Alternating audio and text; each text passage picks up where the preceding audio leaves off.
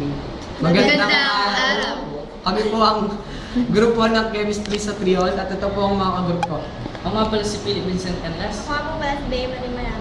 Ako si Florita Hatiko. And ako po si Jonelyn Castro. And ako rin po ako po yung leader nila, ako po si Joey Marco Piomeres.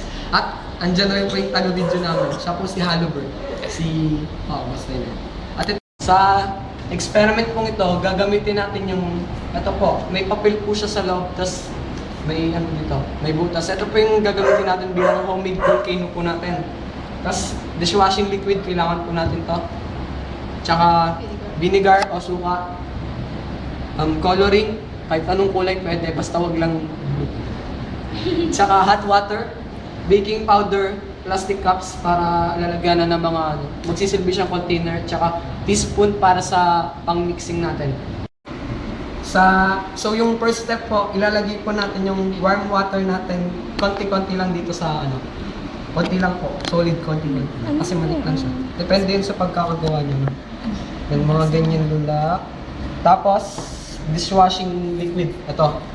Kahit basta dishwashing liquid siya. Tapos, yung baking powder natin. Kahit isang kutsarito lang pwede. Ganyan lang. Kita nyo. Kung gusto nyo marami, okay lang.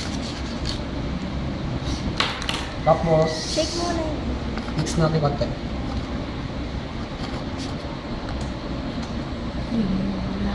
Tapos, ito po yung vinegar siya with my coloring na po siya. Lalagay na natin. Oh.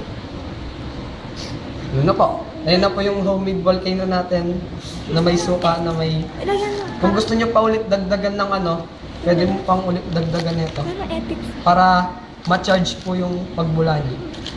Dagdagan mo ulit niyan. Diba? Stig! Eto, wag ako. Masyado na akong pogi. Dagdagan mo pa ulit. Hanggang gusto mo, dagdagan mo pa. Sige pa, dagdagan mo pa.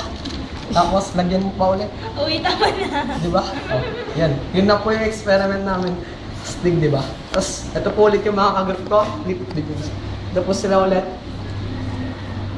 Pakipag lang. Yan. Yan po. Tignan nyo na po. Diba? Ayan na po. Homemade volcano. Umihiwalay. Thanks for watching. Umiwalay yung